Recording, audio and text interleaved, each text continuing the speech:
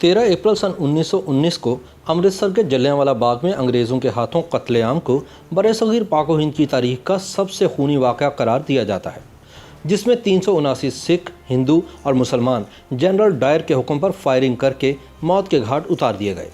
ताहम बहुत कम लोग जानते हैं कि ऐसा ही एक वाक़या पाकिस्तान में भी पेश आया था, जब 12 अगस्त सन 1948 को सूबा सरहद के शहर चारसद्दा में बाबड़ा के मुकाम पर वज़ीर आला खान अब्दुल क़य्यूम खान की हुकूमत में एक पुलिस एक्शन के नतीजे में खान अब्दुल गफ़ार खान के 600 से ज़्यादा खुदाई खिदमतगार मौत के घाट उतार दिए गए। इस कत्लेआम पर खान गफ़ार खान की जानिब से अदालती कमीशन का क़याम का मुतालबा किया गया, लेकिन ना तो कभी कोई कमीशन बना और ना ही इस वाक़े में मुलव्विस अफराद को इंसाफ के कटहरे में खड़ा किया गया।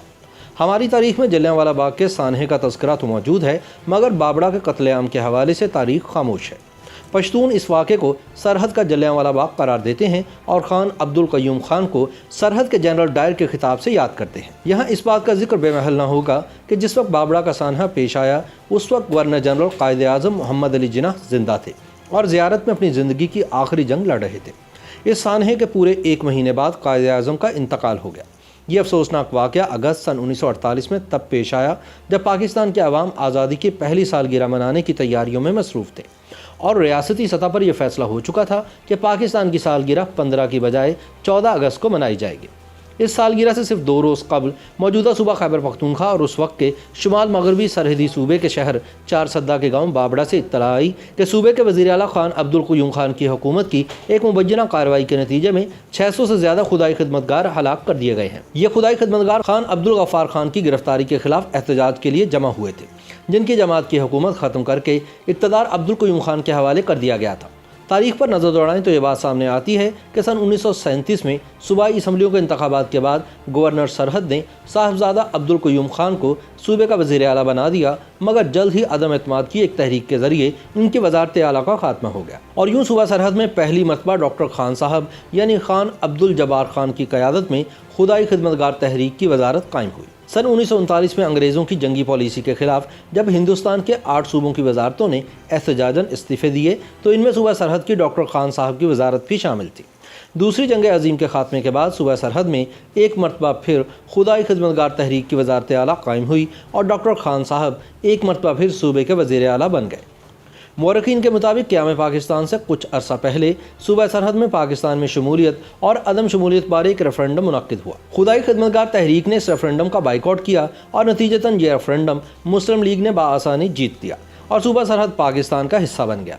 क़याम पाकिस्तान के वक्त डॉक्टर खान साहब सूबा सरहद के वज़ीर आला थे, मगर फ़कत 8 दिन बाद यानी 22 अगस्त सन 1947 को कायद आज़म ने इनकी वजारत बरतरफ कर दी। इन पर इल्ज़ाम था कि इन्होंने 15 अगस्त सन 1947 को पाकिस्तान का झंडा लहराने की तकरीब में शिरकत न करके मुल्क से अदम वफादारी का सबूत दिया है। डॉक्टर खान साहब की हुकूमत की बरतरफी के बाद खान अब्दुल क़य्यूम खान सूबे के वज़ीर आला बना दिए गए। इसके बावजूद खुदाई खिदमतगारों ने बर्दाश्त का दामन हाथ से ना छोड़ा और अपने हेडक्वार्टर सदरियाब में पाकिस्तान से वफादारी और इसकी खिदमत का अहद निभाया।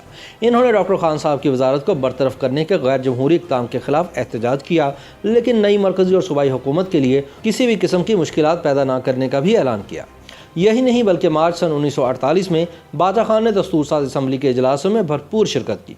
इन इजलासों में पाकिस्तान से वफादारी का ऐलान करते हुए इन्होंने अपने इस अज़्म को दोहराया कि इनका प्रोग्राम तक़रीबी नहीं बल्कि तामीरी है और खुदाई खिदमतगार तहरीक बुनियादी तौर पर इस्लाही और समाजी तहरीक है, जिसे अंग्रेज़ों ने सियासी अमल और कांग्रेस के साथ इश्तराक की जानिब धकेल दिया था। कबल अज़ीम बानी पाकिस्तान कायद आज़म मोहम्मद अली जिन्नाह ने बाचा खान को अपने यहाँ खाने पर मदऊ किया तो दोनों के दरमियान दिल खोल कर बातें हुई थी। इन्होंने बानी पाकिस्तान को एक बार फिर यकीन दिलाया था कि वो पाकिस्तान के वफादार हैं और चूँकि इनके मुतालिक बाज़ हलकों में शकूक हैं, इसलिए जब तक वो शकूक रफ़ा नहीं हो जाते वो सियासत में अमली तौर पर हिस्सा नहीं लेंगे और अपनी सरगर्मियों को सिर्फ इस्लाही प्रोग्राम तक ही महदूद रखेंगे। कायद आज़म के बाचा खान बारे तहफ़्फ़ुज़ात दूर हो गए, लेकिन अप्रैल में जब बानी पाकिस्तान पेशावर के दौरे पर तशरीफ़ लाए तो इन्हीं सियासी ताले आज़माओं ने कायद आज़म से कहा कि बाचा खान और इनकी तंजीम के लोग काबिल एतमाद नहीं हैं। बाचा खान के मुताबिक इन्हीं साजिशों की वजह से कायद आज़म ने इनकी तरफ से दी गई खुदाई खिदमतगारों की तकरीब में शिरकत की दावत को कबूल करने से इनकार कर दिया, जिसके बाद बाचा खान जो मुफाहमत के लिए कोशां थे उल्टा हुकूमत के मातूब बन गए और अब्दुल क़य्यूम खान एक आमिर मुतलक बनकर इनके खिलाफ इंतकामी कार्रवाइयों में मसरूफ़ हो गए। 8 मई सन 1948 को बाचा खान ने कराची में सियासी कारकुनों के एक इजलास में एक नई सियासी तंजीम पीपल्स पार्टी को तश्कील देने का उसूली फैसला किया, लेकिन एक माह के अंदर ही 15 जून को वो अपने बेटे अब्दुल वली खान और काजी अताउल्ला खान समेत गिरफ्तार कर लिए गए। अब्दुल समद अचकजई को भी हिरासत में ले लिया गया और GM सैयद को कराची से निकाल दिया गया। जुलाई सन 1948 में सूबा सरहद की हुकूमत ने पब्लिक सेफ्टी ऑर्डिनेंस के जरिए खुदाई खिदमतगार तहरीक को भी खिलाफ कानून करार दे दिया। इस ऑर्डिनेंस के जरिए हुकूमत को इख्तियार दिया गया कि वो बगैर कोई वजह बताए किसी भी शख्स को गैर मुअय्यना मुद्दत के लिए हिरासत में ले सकती है और इसकी जायदाद भी जब्त कर सकती है। इस ऑर्डिनेंस के तहत मुतादिद लोग गिरफ्तार हुए और इनकी जायदादें जब्त कर ली गईं, जिनमें बाचा खान, डॉक्टर खान साहब, काजी अताउल्ला, अरबाब अब्दुल गफूर और कई दूसरे अफराद शामिल थे। जुलाई सन 1948 के अवाखिर में बाचा खान के बड़े भाई डॉक्टर खान साहब ने इन नज़रबंदियों के खिलाफ चारसदा के नज़दीक बाबड़ा के मुकाम पर एक जलसा करने का ऐलान किया तो उन्हें गिरफ्तार कर लिया गया।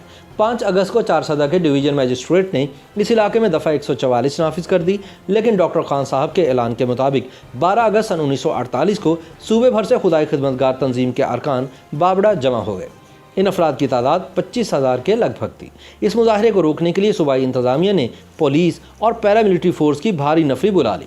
हज़ारों लोग जमा हो चुके थे कि अचानक निहत्थे कारकुनों पर गोलियां बरसने लगी। इस फायरिंग के नतीजे में सरकारी ऐलान के मुताबिक 25 अफराद हलाक हुए, मगर गैर सरकारी अंदाजे के मुताबिक इस कत्लेआम में मरने वालों की तादाद 600 से ज़्यादा थी। बेशतर लाशों को पुरअसरार तरीके से ठिकाने लगा दिया गया, जबकि ज़ख्मियों को सरकारी अस्पताल में दाखिल करने की इजाज़त ना दी गई और इन्हें तिब्बी इमदाद से महरूम रखा गया। खान अब्दुल क़य्यूम खान ने फायरिंग के फ़ौरन बाद चौक यादगार पेशावर में तकरीर करते हुए कहा कि इन्होंने बाबड़ा में खुदाई खिदमतगारों को वो सबक दिया है जिसे वो ज़िंदगी भर याद रखेंगे।